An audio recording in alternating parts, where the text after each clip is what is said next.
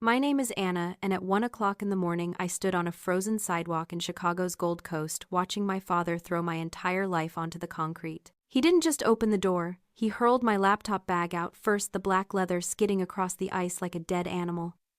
Then he pointed a shaking finger at my face. "You are a traitor to this family," he screamed, his voice echoing off the silent brownstones. "Get out, and don't you dare come back until you've fixed your brain." He slammed the heavy oak door with a finality that shook the ground beneath my boots. The lock clicked, then the deadbolt. Inside, the lights in the foyer went dark. I was 26 years old, wearing nothing but a thin wool coat over my pajamas, shivering in the biting wind off Lake Michigan. Just hours earlier, I had been Dr. Anna, the promising surgical resident. Now I was nothing. I stood there for a moment, the cold seeping into my bones. My first instinct should have been to cry, to pound on the door, and beg for forgiveness. But as I looked up at the darkened windows of the house where I had spent my entire life trying to be perfect, I didn't feel sadness. I felt a strange, cold clarity. He thought he was punishing me. He thought he was taking away my future. He had no idea he had just set me free. Before I tell you how I went from shivering on a Chicago sidewalk to watching the sunset from my own Malibu mansion, drop a comment letting me know where you're watching from and what time it is for you right now. I'd love to know who's part of our community. To understand why my father reacted with such nuclear force, you have to understand the prison I grew up in. We didn't have a home, we had a medical dynasty. Brian was the chief of surgery at one of the city's most prestigious hospitals. My mother, Alicia, was the perfect surgeon's wife, curating charity galas and managing appearances. My older brother, Jared, was a surgical resident, a carbon copy of my father right down to the arrogant tilt of his chin.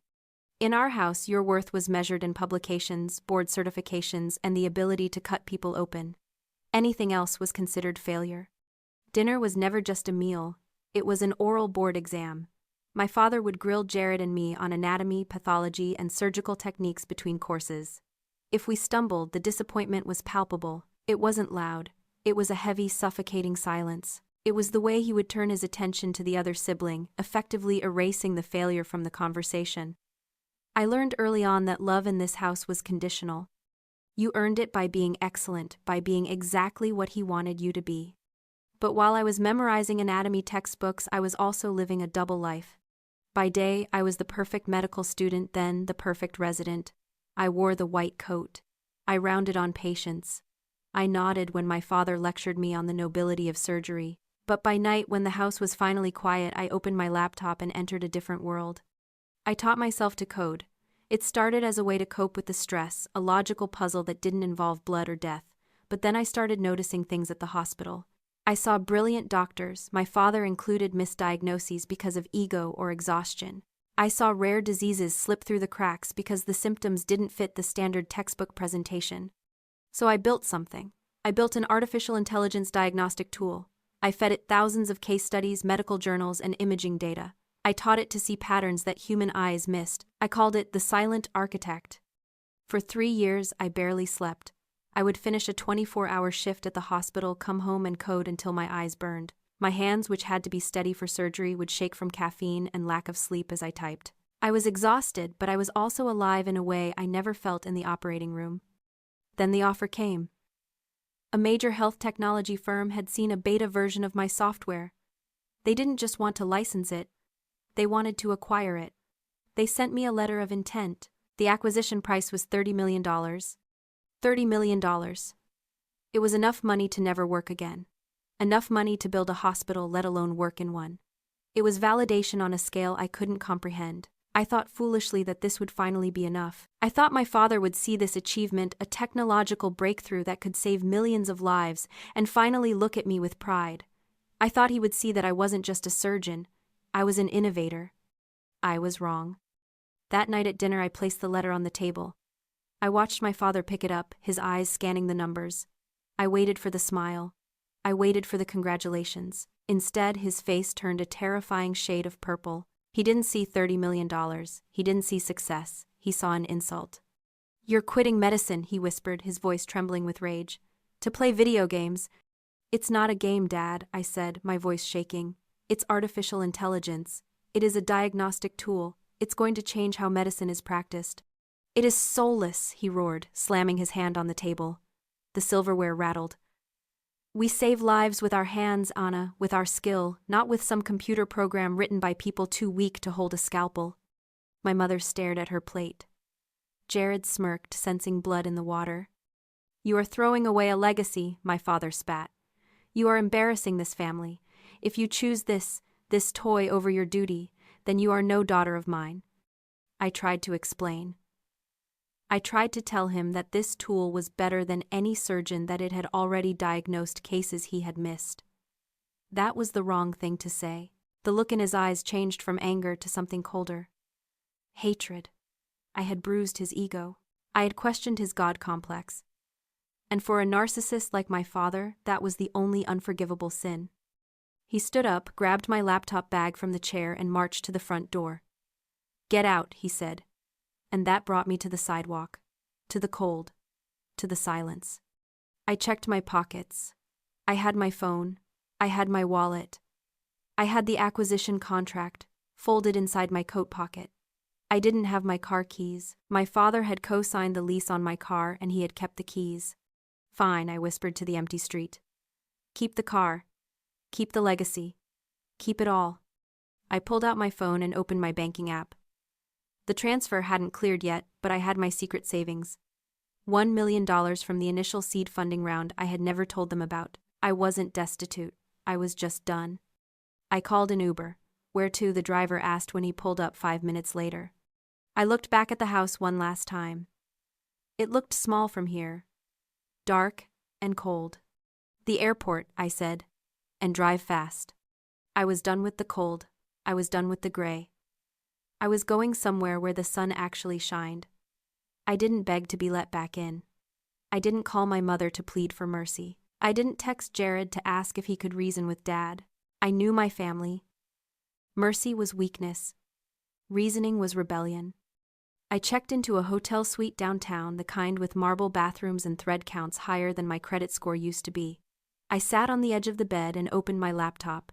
It was time to finalize the deal. For the next week, I lived in a strange limbo. I signed contracts. I transferred intellectual property rights. I watched as the balance in my bank account shifted from 7 figures to 8. $30 million.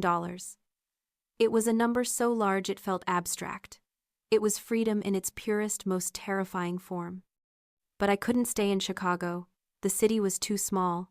Every street corner reminded me of a hospital shift. Every cold gust of wind felt like my father's rage. I needed to go somewhere where the sun was warm and the sky was big enough to hold my ambition. I needed Malibu.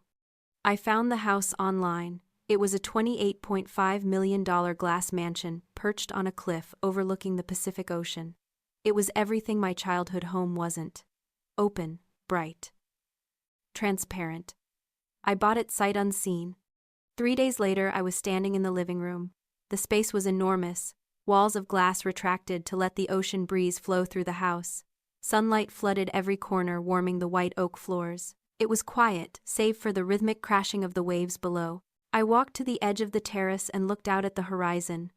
The water was a brilliant, sparkling blue. The air smelled of salt and jasmine. I should have felt triumphant. I should have felt like I had won. Instead, I felt a phantom weight on my chest. It was the invisible chain. For 26 years, I had been tethered to my family's expectations. I had been defined by their approval, their judgment, their narrow definition of success. Even now, standing in a mansion I bought with my own genius, I could feel the ghost of that chain pulling at me. I could hear my father's voice, "You are throwing away a legacy." I could see my mother's disappointed eyes, "We expected more from you." I realized then that money couldn't buy freedom, not real freedom. Money could buy a house, a view, a new life, but it couldn't buy the silence in my own head. I sat down on the floor of my empty, sun-drenched living room and wept. Not for the family I had lost, but for the girl I had been. The girl who had tried so hard to be perfect. The girl who had starved herself of sleep and joy just to earn a nod of approval from a man who would never truly see her. I cried for the wasted years. But as the sun began to set, turning the ocean into a sheet of liquid gold, my tears stopped. I stood up. I wiped my face. I walked to the kitchen island where I had set up my laptop. I opened a new file. I wasn't Dr. Anna anymore. I wasn't the disappointment. I was the architect of my own life, and I had work to do.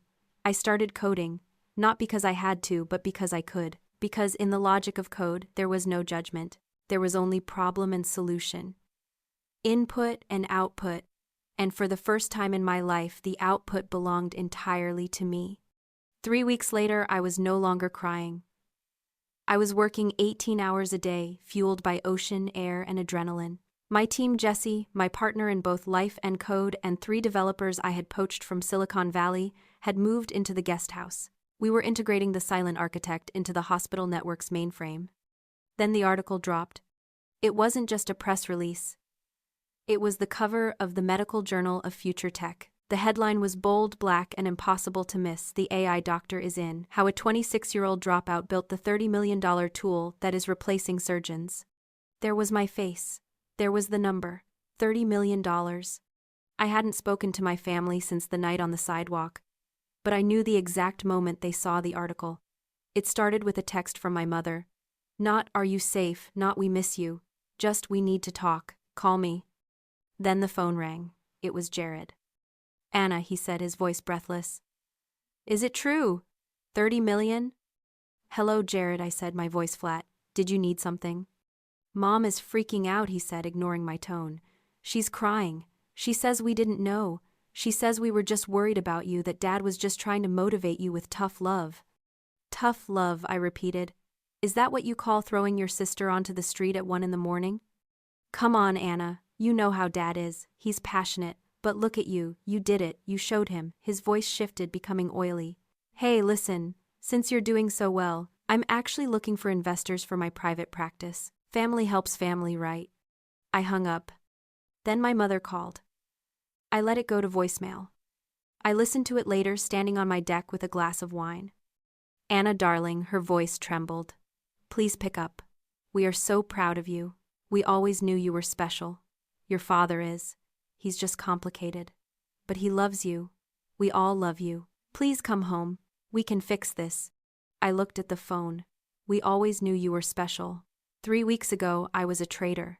Now I was special. The difference wasn't me. I hadn't changed. The only thing that had changed was the number in my bank account." I didn't call back. I didn't text. I blocked Jared's number. I went back to my office. I had work to do. And I had a feeling the real battle was just beginning. They didn't ask for permission. They didn't ask if I was busy. I received a text from Jared at 10 in the morning on a Saturday, landed at LAX. "Uber is en route. See you soon." I stood in my kitchen, staring at the phone. My first instinct was to lock the gate to call security, but then I realized that locking them out would look like fear, and I wasn't afraid anymore. I was prepared. "Let them come," I told Jesse. "I have a contract to review." When the gate buzzed 40 minutes later, I opened it. I watched from the second-floor balcony as they stepped out of the black SUV.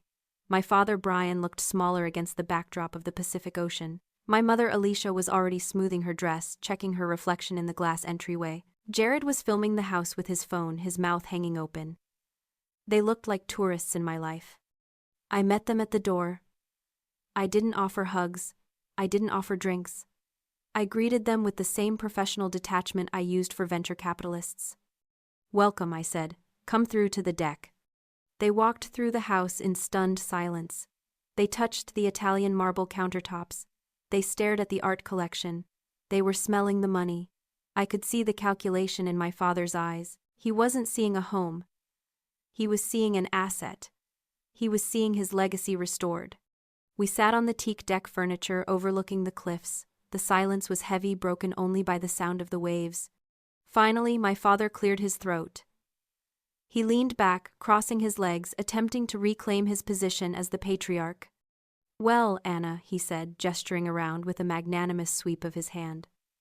"I have to admit, you did well. This is impressive." "Thank you," I said.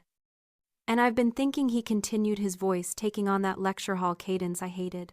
"I was harsh that night. But look at where it got you. If I hadn't pushed you, if I hadn't demanded excellence, you never would have achieved this. Pressure makes diamonds, Anna. I suppose I should say." I stared at him. He was rewriting history in real time. He was taking credit for the very survival instinct he had forced me to develop. "You think this is because of you?" I asked quietly. I think you have the Wilson drive, he smiled, a shark-like baring of teeth. And now that you've had your fun with this tech startup, we can talk about the future. I have connections. We can integrate your little program into my department. I can make you a consultant. I picked up my water glass. I took a slow sip. That's interesting you mention your department, Dad, I said. Because we need to talk about the acquisition. The 30 million, Jared chimed in greedily. The buyer, I corrected. Do you know who bought the silent architect? My father shook his head, dismissive. Some Silicon Valley firm, I assume. No, I said. It was the North American Hospital Alliance. My father froze. The color drained from his face instantly. The North American Hospital Alliance was his employer. They owned the hospital, where he was chief of surgery. They bought the software to implement a new quality assurance protocol. I continued, my voice level and calm. Starting next month, the silent architect will be mandatory in every operating room in the network. It records every procedure, it analyzes every decision, and it flags every diagnostic error. I leaned forward. My software isn't just a tool, Dad. It is the new auditor. And as the lead developer and consultant for the integration, I set the parameters. My father's hands began to shake. He understood immediately. You, he whispered. I own the system that evaluates you, I said. I own the data, and Dad, the preliminary audit of your department, the error rate is higher than you think. The silence on the deck wasn't heavy anymore. It was suffocating. I hadn't just bought a house. I had bought his boss. My father didn't explode immediately. He turned a color I had only seen on patients in cardiac arrest. He looked at the vast ocean, then back at me, realizing for the first time in his life that he was the smallest person in the room. Then the rage came. You vindictive little witch, he snarled, standing up so abruptly his chair screeched against the teak deck. You think you can threaten me? I am the chief of surgery. I built that department. I will sue you for conflict of interest. I will destroy your reputation before you can write a single line of code. Sit down, Brian, I said. I didn't call him Dad. He remained standing, his chest heaving. My mother was weeping silently into a linen napkin, the picture of a martyr. Jared was looking between us, calculating the odds. I reached under the table and pulled out a thick black folder. I slid it across the glass table toward them. I expected this, I said calmly. So I prepared two options. Option A is in that folder. I call it the severance package. My father glared at the folder as if it were a bomb. I'm not signing anything. You might want to read it, I said. It's generous. It is a legal agreement establishing the Brian and Alicia Medical Scholarship. I have set aside $5 million to fully fund medical school for 10 underprivileged students every year. The scholarship will be named after you. It will cement your legacy as a pillar of the medical community. You will be heroes. My mother looked up, her eyes drying instantly. A scholarship. In our name. Yes, I said. But there is a condition. Paragraph 4. Jared leaned over and read it aloud, his voice tight. The undersigned agree to a permanent, irrevocable no-contact order regarding Anna. They agree to never contact, approach, or disparage her. They forfeit all rights to any relationship, public or private. Any violation results in the immediate dissolution of the scholarship and a clawback of funds. You want to pay us to go away, my father whispered, disgusted. You think you can buy us off? I am buying my freedom, I corrected, just like you bought your reputation. I won't do it, he spat. I won't sign away my daughter. Then we go with option B, I said, leaning back. Option B is the data. I tapped the second section of the folder. Open it, Brian. Look at the graphs. He hesitated, then flipped the page. I watched his eyes widen as he recognized the charts. This is the preliminary audit from the silent architect. I explained, my voice clinical and detached. It analyzed your last 500 surgeries. It flagged 32 instances of missed diagnostics, 12 preventable complications, and 3 near-fatal errors that you buried in paperwork. His face went gray. The board hasn't seen this yet, I said. But as the lead consultant, I am legally obligated to report systemic failures. If you refuse the scholarship, if you try to fight me, I will release the full unredacted report to the hospital board and the state medical licensing committee tomorrow morning. I paused, letting the weight of it settle on him. You will lose your license, I said softly. You will lose your pension. And you will lose your legacy. The choice is yours. You can be the philanthropist who retired with honor, or you can be the incompetent surgeon exposed by his own daughter's software. The silence on the deck was absolute. The only sound was the wind and the distant cry of a seagull. I watched Jared. I saw the moment he did the math. If Dad lost his license, the money stopped. The inheritance evaporated.